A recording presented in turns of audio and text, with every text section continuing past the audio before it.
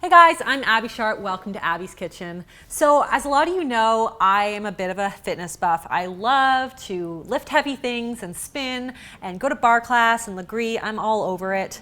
So when I started to see all those commercials for like the Fitbit and all my friends had it, I was like, oh my gosh, I need to get one of these. I was totally into it. But I want to tell you a little bit of a story on how my Fitbit actually kind of made me less fit. So if you're not really familiar with these fitness trackers, I want to just tell you how they work. Basically, they track things like the steps you've taken, your distance, your active minutes, your food, your water, your sleep. And I was really not interested in tracking like my food and my sleep. That would have been pretty depressing.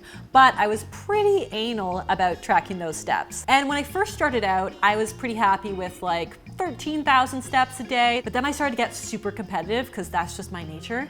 And then it was like 15,000, then I wanted to get 18,000. Some days I was even getting 20,000, and that soon became my norm, and I was always pushing to get more and more and more. So you'd think that I was gonna get more fit by using this fitness tracker, but actually that's not what my measurements were telling me. In fact, my conditioning was declining, my strength was declining, my muscle mass was declining, and I was actually gaining body fat. So there's a few reasons for this and some mistakes that I made that I want to tell you about so that hopefully you can avoid them yourself. So first of all, in order for me to meet these super high stepping goals, I had to basically spend a lot more time doing this low intensity walking when I could have been spending that time on mobility or spinning or weight training or high intensity interval training.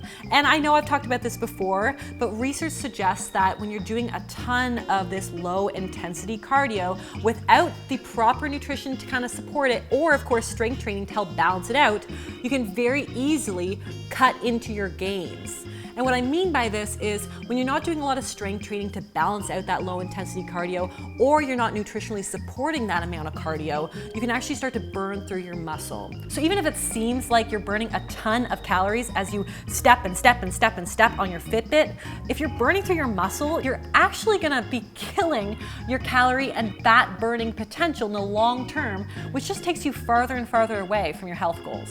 So second of all, I wasn't really listening to my body's need for pleasurable activity, things that I actually enjoyed doing.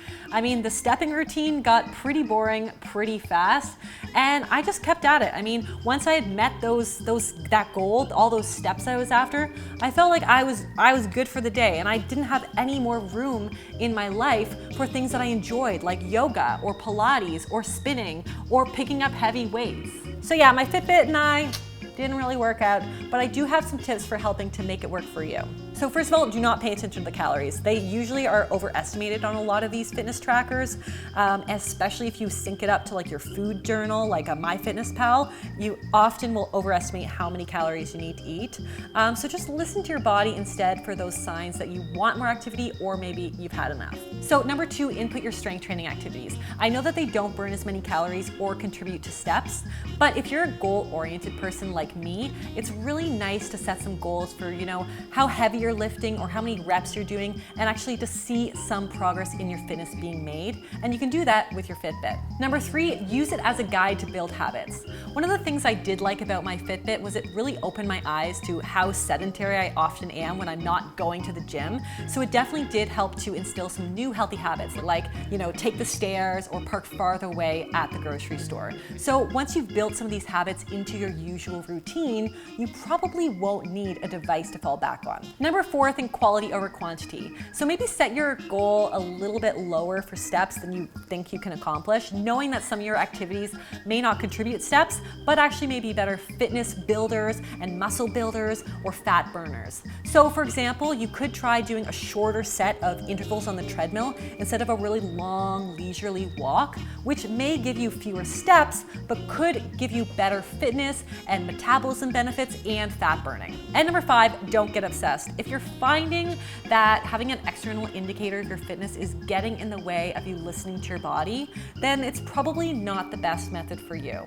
I know a lot of us, like me, we really need some kind of accountability, something to look forward to, some kind of goal to set, but there's a lot of other ways you could do this. Maybe, you've got a friend who you want to hook up with that you can work out together, you can set goals together, and you can of course support each other if you aren't quite getting to those goals. So that's just an idea, but but everybody's different when it comes to fitness, so definitely find what works best for you. So guys, I hope my story was helpful. Whenever I share this story, I always get a ton of feedback from people telling me that they've got similar experiences with their fitness tracker and actually getting rid of it has been beneficial for them. But I'm curious to hear from you guys. So leave me a comment below. I want to know what your experience with your fitness tracker has been like. What else have you been using? What's been working? What's not been working? Also, be sure to give this video the thumbs up if you like it.